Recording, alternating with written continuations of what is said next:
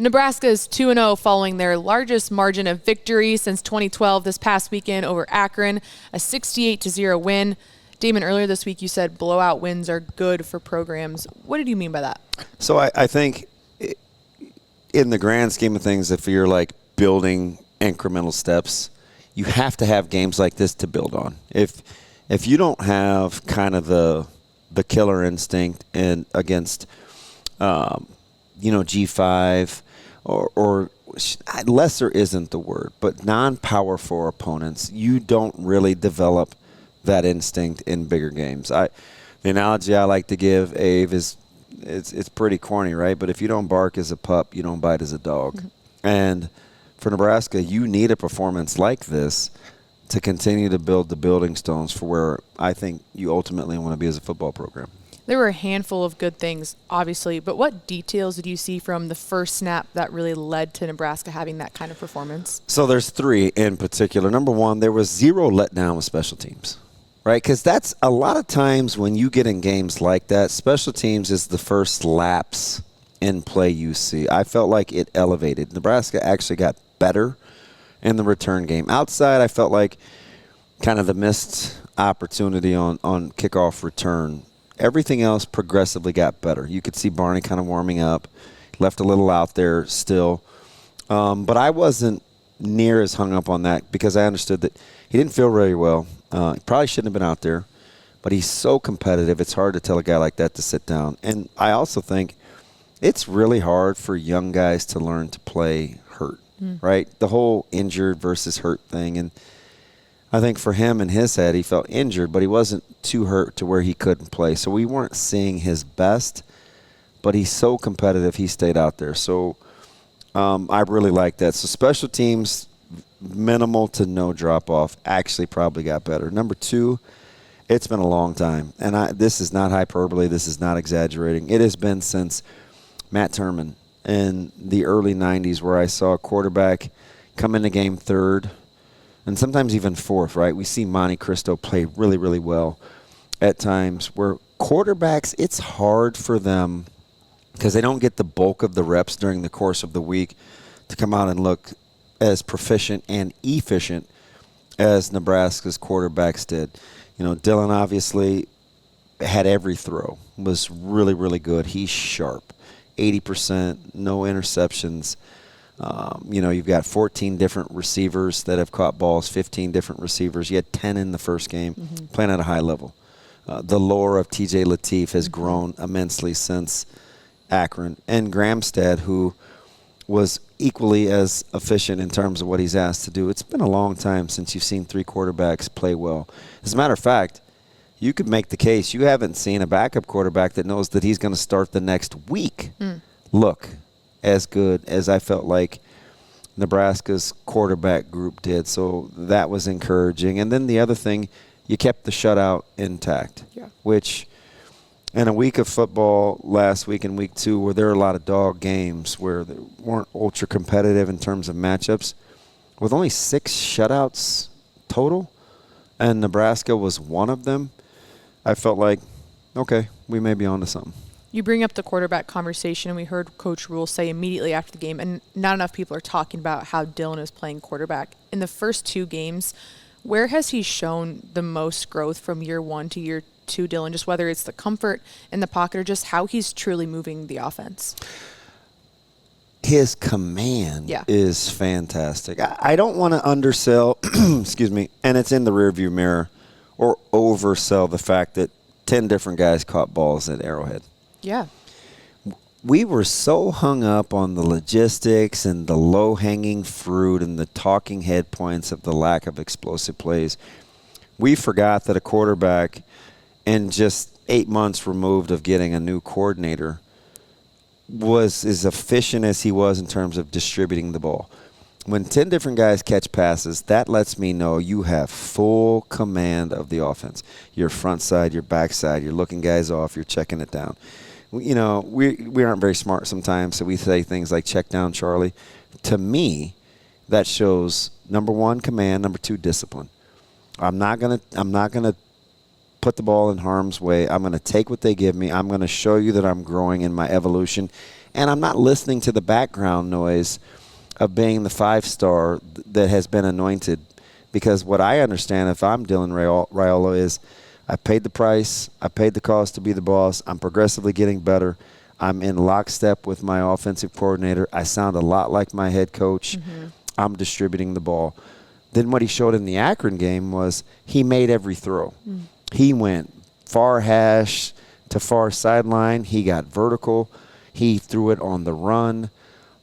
He had his checkdowns. He went to multiple receivers after having some time in the pocket, and he threw the ball extremely accurate and kept his receivers out of harm's way between the hashes. When I put all that together and I couple that with the check with me's that he gets at the line of scrimmage to kind of do what he wants to do, his growth is pretty complete.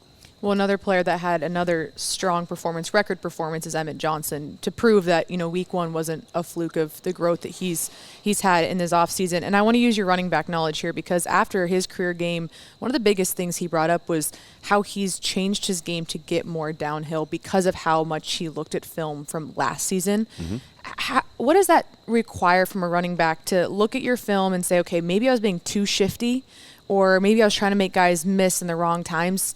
How do I read the game differently to just know when to get downhill? Yeah, so I love the fact that he processes out loud like that, because you can see it. Perhaps his best skill set, you've heard me. I mean, you're with me all the time, so it's like, yeah, DB, I know. But, like, the first guy never gets him, right? Mm-hmm. So that's a given. Mm-hmm. What I like is his patience. Mm. He understands blocking schematics, how things happen in front of him, how to press the point of attack. I like, my heart swelled hearing Coach Rhule use the term press the point of attack, because that's something that I say that I got from Coach Solich. That's 30 years ago, where you stay on track and trust the integrity of the play until something gets you off. So for him to say press the point of attack, I was like, oh, all I need to hear now is I back. Right? He drops I back, I may walk off. But for EJ, just to understand what's happening in front of him, he got the good kick out. He got the double from Gatula and Latovsky, clears the way, kind of buys time. And Isaiah Hunter gets good leverage on the DB, and he sets it up with how he's pressing the point of attack. Then it's the easy bounce. Then conversely, on the second long run, my favorite, he saw the crease, he was the crease. So he changed tempo within two similar plays, but two different running styles, where one, it's, I don't want to be in a hurry to get there. I want to walk and get them all. I don't want to run and just get one. Versus the next time, it's like, it's not going to be open for a little bit of time. I got to get in and get out. Like, his growth in terms of blocking schemes is incredible. Well, and you already mentioned, too, the shutout. That was a huge part of this performance, and it came from a lot of different guys playing, whether it was the strength on offense continuing through the entire game or just what the defense did. What does that tell you about the way this team practices and what is expected from every single guy on this roster? Because, we've heard that in previous years where they had an opening season win last year against UTEP, but they weren't happy because they didn't uphold the shutout. Where this year you get every guy in, essentially it felt like, and they did uphold that. What does that tell you about the coaching and what's required of everyone on the roster? It's like it gives credence, like actual factual tangible results to the standard is the standard. Doesn't matter who's in, the standard is Nebraska football. I got goosebumps. I talked to Grant Wistrom last night and Jay Moore, and just to hear Coach Rhule give real terminology to, they don't respect you. This is not a nice place to be. They should never want to come back. Like, those are the things that we thought that we never said out loud, right? If you want a buy game, if you want $1 million, $1.2 million, $1.4 million to come play in Lincoln, there's got to be a price to pay. And sometimes it's with bodies, right? You want people to understand, I know this might be a tenth of the athletic budget this year, but Coach, I don't want to be a part of this, right? Like, that's where you want teams to think if you're Nebraska players. The cheering as the winners go by and, the Nebraska nice, that's cool. But if you're going to come here, don't throw the ball with X amount of time left in the half. Take a knee. You want it to be the thought process where we just want to get out of here. We want to get back on the bus and get out of here. And they didn't have that kind of mindset. And credit Akron for the competitive stamina. What Nebraska's job is as players is to break their will. And you cannot grow the behavior to break their will unless it is demanded of you on the constant. I loved hearing the message, and they ended up getting the shutout. Yeah, you beat me to the halftime speech that it seems like everyone got to watch. And I know you know a thing or two about speeches like that, whether you guys thought it was a good performance or you won. What was your overall reaction of that speech in terms of what kind of shared respect you have to have between players and coaches to when your coach is speaking to you that way? It's not players against coach, but coaches for players. Yeah, that is huge. That distinction is fantastic, right? And I guess, obviously, you're really good at what you do, so making that distinction probably comes a little more natural for you because it didn't fit my eye or my ear originally until you just said that. But being for me allows me as a player to know, gosh, you know what? He does have my best interest at heart. This is the practical application of why we do what we do on the day-to-day in practice. This is why he can blow the whistle in the middle of practice and say, hey, listen, we're off by 3 minutes. Why are we off by 3 minutes? You're doing your own thing in this group. You're doing your own thing in this group. Get back on the clock and understand that we need to think collectively as individual groups. Do you guys understand what I'm telling you? And he can have those kind of moments, and now you understand why. Or he can call coaches over and say, hey, listen, is this what we're after? Is this the standard? You guys need to adjust. These young guys are out here watching you. Or he can say to the players, hey, listen, I know you're in with this group. Does it really matter, though, what we call you? You have a responsibility. Those are all the things that have happened in practice. Those are real, tangible examples. So when he says what he says at halftime, it's like, oh, yeah. That's the practical application of what he's talking about when he's on this guy or that coach or this admin. I joked with Nebraska football camp and how they kept the registration open till, you're 28 hours away from doors opening, and they're still taking registrations because it was huge, right? You know what he asked his staff to do? Hey, got to adjust. Sometimes we get off script. We're not going to close these doors. We're not going to tell anybody no. I know it may require you to go a little bit extra. Figure out how to get it done. We got to be able to operate when it's not or it's less than ideal. All those little examples that kind of culminate into what he's after in terms of the standard, the kids can put their fingers on it. What did you notice about the players in that video? So the nodding and affirmation, they don't know they're being filmed. Like, you can get into whether it was intentionally leaked or not. Despite the but circumstances. he doesn't know that's ultimately what's going to be birthed from it, because you don't know how you're going to play in the second half. He's just shooting his shot, wanting to demand the best. So to see the players like nodding in agreement or to really vibe with what he's saying real time, there's no real eye rolls. Guys are dialed. Yeah. So it let me know that not only are they vibing with his delivery, he doesn't waste his energy either. Like, if that's a guy that does that a ton, it doesn't have the same effect. It would be easy to phase out. But he clearly doesn't go there too often. Yeah. And so they were locked in. That's what that let me know. The authenticity was at a high level. Yeah, and it's interesting you bring that up because you said, I don't think the players knew they were being filmed or whatever it was, but no eyes were down. He commanded their attention. And I think it was Marquise at the very end. That was nodding? Yeah, nodding, and it was almost like, yeah, we got you. Yep, 100%. Instead of like coach is on us, or, and that's a senior that's had a lot of snaps, right? Yeah. So for Buford to be in, and he was one of the first guys to get subbed out early, right? And so for him to kind of be dialed, I don't know. It speaks volumes to the culture and the integrity that they're trying to operate under within the team. Yeah, and I think it was shared perfectly when Dylan said, when your leader speaks like that, you listen because of the shared respect we have. And similarly, I want to go to a different direction. When you hear Coach Butler speak, how do you feel like his defense has adapted to the way that he operates? Because when you hear him speak on a weekly, it's all business. How do you think you've seen the defense respond to their leader in the way that he speaks? So this is hard. That's a fantastic question, and it helps me talk about why I appreciate Coach Butler so much. So it's easy. Sometimes you'll hear me, weekly or since Coach Butler's got here, and it seems like, he works for the network. He's got kids that play. He's an alum, this, that, and the other. But I'd rather be respected than well-liked, and I'd rather be right than well-liked. And two of the things that I've always said about Coach Butler that I admire, he's extremely bright, and he's ultra-competitive. So even listening to him and how direct he is with whether it's scheme or guys within the scheme or the self-awareness to say, hey, maybe I need to call this different. I need to be evaluating this real time. And if this doesn't work, then this is what I need to do. Or situationally, it doesn't matter what we call you. You have a job to do. All those things that he says real time, it just enhances my affinity for his delivery. I already knew he was smart.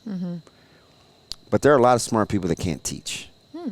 And when you're bright and you can teach and people that you come in contact with get the information that you have in your head and they can then go do it, like that's where it's at. And for him, who seems to never really sleep, to always stay on the gas, he's quietly relentless. And the one thing that I like about him, because a lot of smart people just assume the why. So they get into the how. He is cognizant enough to understand the difference between the two and when to interchange the question when he needs to self-evaluate. Well, I know we've made this a very serious conversation, even though it was a 68-0 win. And I want to highlight some of the positives, too, that came out of this. And it was a lot of career firsts for a lot of guys. And I know there was one a little bit closer to you in Quinn Clark's touchdown. What was that moment for you watching all of that and knowing what went into his recruiting process? Yeah, that was tough. That was I've had a few struggle moments. Some people might say I'm a constant struggle, but that one on the broadcast was a struggle, just knowing what went into it. Yeah. Whether it was getting the film from his uncle originally way back in January of 2023, whether it was, the number of times that QC was on campus. He camped twice. He showed that he wanted it, whether it was, the number of times that he's been at my house, whether it was my affinity for his dad, being at that funeral, being a guy that was all in on Kenny Clark as a kiddo, just the joy in which he got to score in a similar area of the end zone that his dad did several times. There's plenty that I could reflect on and have a moment. But just knowing him as a person and how competitive he is.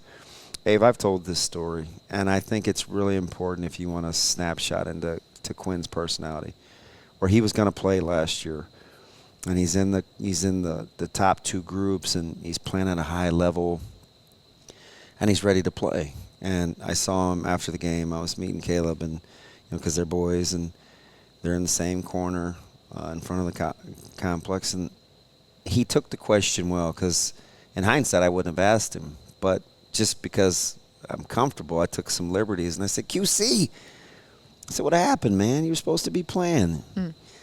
It's like, man, DB, I'm not going to lie. Your boy couldn't get lined up this week.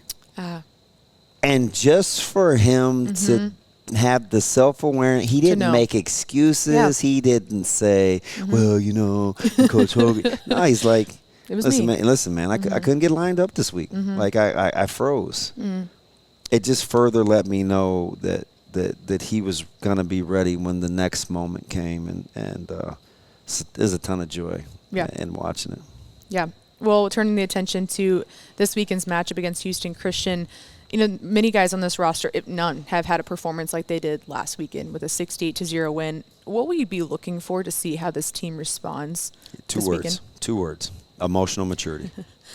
Emotional maturity. Can you handle a little bit of fleeting success, knowing where it ranks in the grand scheme of things of where you want to go? Because we need to be clear about this. We talk about it under our breaths and at the water coolers.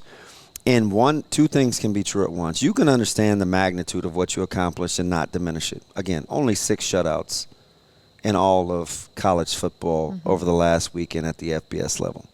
You were one of 6. Don't apologize for it. Don't talk about the opponent. You take it, you move on, because it's about you. You know that in 2 weeks you have something else going on. That is also true. But real time, you have to understand, I cannot waver. There's no checking the rearview mirror, and there's no accelerating past the next few exits. I've got to get off here. This is where I need to be. So for them to show that they can stay present and be in the moment, if they string together, and I mean this, because I was part of a team that did not, right? And we were pretty good, right? But I was part of a team that trailed at the half against Wyoming. And we were supposed to do big things, but we still needed to learn to stay in the moment, even with the great Coach Osborne, right, who set the standard and staying in the moment. There's still a practical application of it, right? And we struggled, and we had to get it together in the second half. If they double down and are equally as efficient, it may not look the same because they're not going to score 60-some points. They just aren't. And they may give up a field goal or a touchdown. But for them, it's not about the end result. It's about the process. Did you prepare? Did you leave it out there? Did you lay it on the line? If they continue to grow in that area, I go back to the if you don't bark as a pup, you don't bite as a dog. You have got to be able to stack weeks where you get better internally, understanding you're your own benchmark if you ever want to do big things like the following week against Michigan. Emotional maturity is the big thing for me. Well, and we've heard Coach Rhule so often reference what happened last year before the Illinois game. So how does this challenge this week against Houston Christian and what challenges they may present, how does Nebraska prepare and play against this Houston Christian team that can help them translate into next week? That's not going to be their mindset, but you know, what habits do they set this week that help them next week? Yeah, so the real life application of it is the model behavior from your coaches. Coach Rhule, Coach Holgerson, Coach Butler, they can understand history, but they're not held captive by it. It's not their burden to bear, right? Last year's team is last year's team. 2 years ago, one-score games was 2 years ago, one-score games. 7 years ago, Nebraska was 7 years ago, Nebraska. You can understand it. Yeah.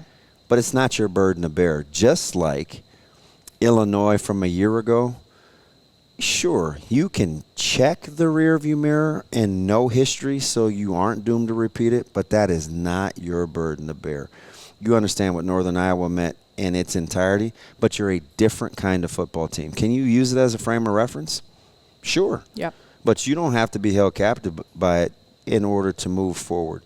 Northern Iowa is Northern Iowa looking forward to Illinois, and Nebraska knows that they now have another opportunity that is unique to this team in 2025, to go out and handle business against Houston Christian and be worried about whatever you're going to do against Michigan the next week. Because, I mean, Michigan still has Central Michigan at the same time that you have Houston Christian. Right. So they're going through those very same things.